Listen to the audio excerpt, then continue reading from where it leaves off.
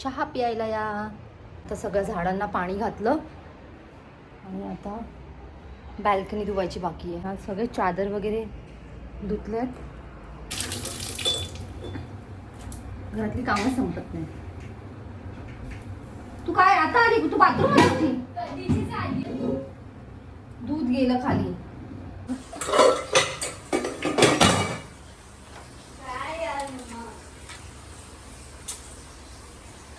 ची मेजवानी आहे अंडा राईस.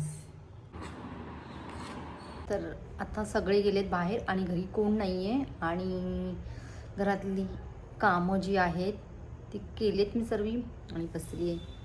आणि खूप दिवसानंतर म्हणजे मेकअप मी करते.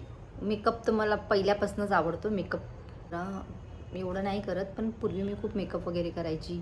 लायनर, विंग लायनरच हवं आहे मला आणि म्हणजे खूप असायचं माझं मेकअपला घेऊन वगैरे.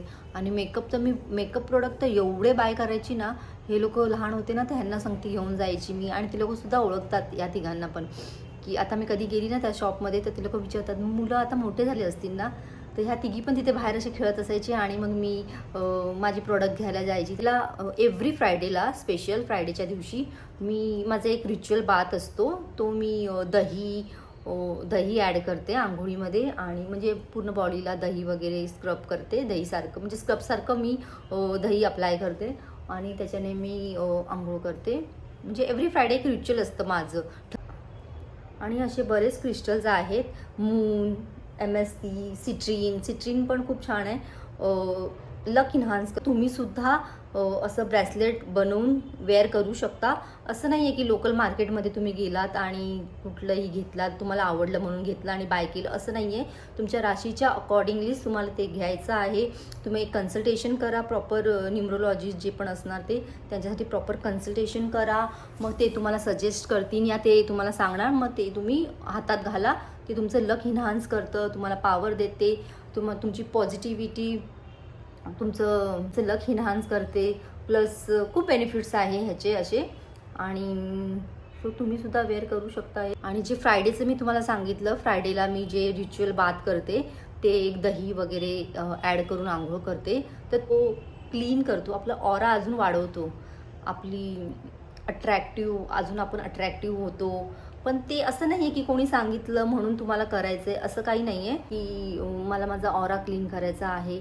म्हणजे तुम्ही जेव्हा सुरुवात कराल ना, हळूहळू तुम्ही पॉझिटिव्ह फील कराल. सो तुम्हीसुद्धा ते फील कराल तुम्ही की हां आता माझा ऑरा स्ट्रॉंग होतो आहे. या तिघांसाठी पण मी आता न्यूमरोलॉजिस्ट करून थोडंसं कन्सल्टेशन केलेलं आहे आणि आता यांचं ब्रेसलेट जे आहे ते रेडी आहे. फक्त ते मला आणायचं आहे आणि या तिघांच्या हातात घालायचं आहे. पण ह्यांना सांगायचं की ते काढायचं नाही. आणि हां, आणि हे जे क्रिस्टल ब्रेसलेट आहे हे तुम्हाला ॲक्टिवेट करायचं असतं. जशी पौर्णिमा असते, पौर्णिमेला फुल मून असतं, तेव्हा तुम्हाला हे जे ब्रेसलेट आहे ना एका म्हणजे अशा जागी ठेवायचं जिथे चंद्राचा जो प्रकाश आहे तो ह्याच्यावरती आला पाहिजे, जेणेकरून हा अजून ॲक्टिवेट होईल. तुमचे क्रिस्टल जे आहेत ना अजून ॲक्टिवेट होईल. कारण का आपण जे वेअर करतो आणि कुठेही बाहेर जातो, सगळ्यामध्ये वावरतो वगैरे, तो कुणाची नेगेटिव्हिटी असते ती आपल्याकडे येते. आपण हँडशेक करतो, सो त्यांची जी नेगेटिव्हिटी, त्यांचे जे विचार असतात ते सुद्धा आपल्याकडे येतात. त्यामुळे मोस्टली आपण जेव्हा हँडशेक करतो तर मला असं वाटतं हँडशेक न करता नमस्कार या नमस्ते असं बोलून सुद्धा आपण करू शकतो. पण तुम्ही हे असं मानलं तर. नाहीतर त्यामुळे कसं आपण बाहेर निघतो, जातो, एकमेकांसोबत वावरतो वगैरे, सो हे थोडंसं ह्याला इफेक्ट पडतं. सो एव्हरी पौर्णिमाच्या फुल मूनला तुम्हाला हे ब्रेसलेट जे आहे हे ॲक्टिवेट करायचं आहे. एक काचेची वाटी या कुठलं काही असेल त्याच्यामध्ये प्लेटमध्ये तुम्हाला हे ठेवायचं आणि बरोबर जे मून लाईट आहे ते ह्याच्यावरती आलं पाहिजे. हे रात्रभर तुम्हाला तसंच ठेवायचं आहे तिकडे आणि सकाळी तुम्हाला हे वेअर करायचं आहे, ज्याने हे अजून ॲक्टिवेट होईल. आपण या सगळ्या गोष्टी मानलं तर खूप काही आहे, नाही मानलं तर काहीच नाही आहे. सो ते आपल्यावर डिपेंड आहे की आपल्याला काय करायचं आहे, काय नाही, आणि काय चांगलं आहे, काय नाही हे आपल्याला कळायला पाहिजे. आणि काही म्हणजे आपण कोणी सांगितलं आहे म्हणून असं थोडी आपण की कोणाचं ऐकलं असं नाही आहे. आपण आपल्याला पण कळतंय की आपण काय करतोय आणि तुम्हाला असं वाटेल या गोष्टी चांगल्या आहेत माझ्यासाठी, तर तुम्ही ते करू शकता. जर तुम्हाला कोणी चांगल्यासाठी सांगत असेल तर तुम्ही नक्की ते ट्राय करा आणि तुम्ही फरक पण जाणवाल. आणि एव्हरीडे एक्सरसाइज करा, त्याने तुम्ही पॉझिटिव्ह फील कराल, थोडं एनर्जेटिक फील कराल. सो योगा ॲटलिस्ट तुम्हाला एक्सरसाइजसाठी टाईम नाही तर तुम्ही रात्री जेव्हा जॉबवरून येता तेव्हा ॲटलिस्ट 15 या 20 मिनटं स्वतःला द्या आणि शांतपणे तुम्ही झोपायच्या अगोदर या जेवणाच्या अगोदर थोडंसं, म्हणजे ॲक्च्युली योगा हा मॉर्निंगलाच करायचा असतो, पण तुम्हाला जर वेळ नसेल तर तुम्ही नाईटला थोडंफार हलका योगा तुम्ही करू शकता, जेणेकरून तुम्हाला काय स्ट्रेस असेल, एन्झायटी असेल काय, तर त्याला थोडंसं रिलीफ मिळेल. त्यामुळे थोडंसं ॲटलिस्ट 10-15 मिनटं स्वतःला द्या, शांत बसा एका जागेवरती आणि योगा करा तुम्हाला. आणि म्युझिक लावा थोडंसं यूट्यूबवरती आणि तुम्ही ना स्वतःला एकदम पॉझिटिव्ह फील कराल. तुम्ही तुमच्या रोजच्या आयुष्यामध्ये थोडंसं ॲड कराल तर तुम्ही फरक तुम्हाला पडेल त्याचा. सो व्हीनस हा शुक्र ग्रहाला रिप्रेझेंट करतो, जो आपल्याला ब्युटी, लक्झरी, अबंडन्स, लव हे सगळं आपल्याला लाईफमध्ये देतो. कॉस्मेटिक जर बाय करायचं असेल या परफ्यूम जर तुम्हाला बाय करायचं असेल तर तो शक्यतो तुम्ही फ्रायडेच्या दिवशी बाय करा, कॉस्मेटिक, परफ्यूम. सो ते खूप म्हणजे चांगलं आहे, तुम्ही म्हणजे तुमच्यासाठी जर तुम्ही फ्रायडेला ते बाय करता तर. ब्युटी प्रॉडक्ट परफ्यूम जेव्हा पण लावाल तर तुमचं हे जे आहे आपलं हाताने रब करायचं आहे तुमचं व्हीनस माउंटेनला, ज्याने तुमचं व्हीनस माउंटेन जे आहे ॲक्टिवेट होईल. आणि तुम्हाला हे जे आपलं इयर आहे इथे आणि थोडंसं इथे आणि आपल्या रिस्टला जिथे आपण वॉच घालतो तिथे इथे आपल्याला परफ्यूम लावून परत आपल्याला ते रब करायचं आहे दोन्ही हँड्सने.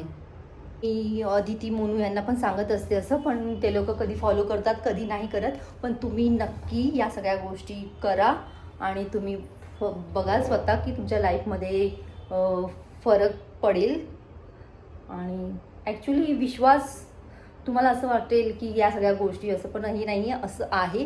मी एव्हरी फ्रायडेला पिंक वेअर करते आणि जसं तुम्हाला सांगितलं रिच्युअल बाथ. आणि तुम्हाला देवीच्या मंदिरामध्ये जायचं आहे, तुम्हाला देवीला रोज द्यायचा आहे फ्रायडेला, जेणेकरून देवीचे जे ब्लेसिंग्स आहेत ते तुम्हाला भेटतील. शक्यतो फ्रायडेला स्वतः तुम्ही म्युझिक ऐकू शकता, लाऊड म्युझिक. कधीतरी घरामध्ये बसा रात्रीच्या वेळेस तुम्हाला जेव्हा वेळ मिळेल आणि फ्रायडेला थोडंसं म्युझिक तुम्ही ऐका, थोडा डान्स तुम्हाला करायचा असेल तर करू शकता, जेणेकरून तुम्ही स्वतःला तुम्हाला बरं वाटेल. स्वतः खुश राहायला शिका तुम्ही, कारण या लाईफमध्ये ना कोणासाठी वेळ नाही आहे आणि कोणासाठी नाही जगत आहे, पण स्वतःसाठी जगा आणि एन्जॉय करा. इंडिपेंडेंट गर्ल बना, तुम्ही स्वतः अर्न करा आणि तुम्ही या छोट्या गोष्टी तुमच्या लाईफमध्ये ॲड ऑन करा आणि हळूहळू तुम्ही बघाल तुमची लाईफमध्ये प्रोग्रेस येईल नक्की. 100% मी तुम्हाला सांगते तुमच्या लाईफमध्ये 100% प्रोग्रेस येईल, म्हणजे येईलच. तर तुम्ही या सगळ्या गोष्टी करा आणि तुम्ही बघा की तुम्हाला थोडंसं आतून असं फील होईल की तुम्ही स्वतःला असं छान वाटेल, तुम्हाला बरं वाटेल आणि हॅप्पी फील कराल तुम्ही. तर एव्हरी फ्रायडेला तुम्ही म्युझिकसुद्धा ऐका आणि वेळ मिळेल तर डान्स करा. हेअरकट करायचं असेल तर वेनसडे किंवा फ्रायडेला तुम्ही करू शकता. नेक्स्ट फ्रायडेपासून तुम्ही स्टार्ट करा तुमच्या लाईफमध्ये ह्या सगळ्या गोष्टी ॲड करायला. मी सुद्धा आता घरामध्ये कोणी नाही आहे, मी जेवण बनवते आणि मी म्युझिक ऑन केलं आहे मग स्पीकरवरती मोठा लाऊडने आणि मी ते गाणं एन्जॉय करते. थोडंसं काम करता डान्ससुद्धा करते आणि हे मी आताच नाही खूप पूर्वीपासूनच करते. गाणी लावणं, डान्स करणं, जेवण बनवताना वगैरे. सो काम करताना मी एन्जॉय करते, डान्स करते, गाणं गाते. सो फ्रायडेला तुम्ही गाणं ऐका, डान्स करा. आणि आता घरात कोणी नाही आहे, हे लोक पण मुली गेल्यात बाहेर, आता येतील थोड्या वेळाने. मी माझी एन्जॉय करते एकटी घरामध्ये आणि म्युझिक लावली आहे, मी जेवण बनवते, मी डान्स करते. हो जान तमन्ना किधर जा रही हो, जरा पास आओ कि चैन आ जाए जरा पास.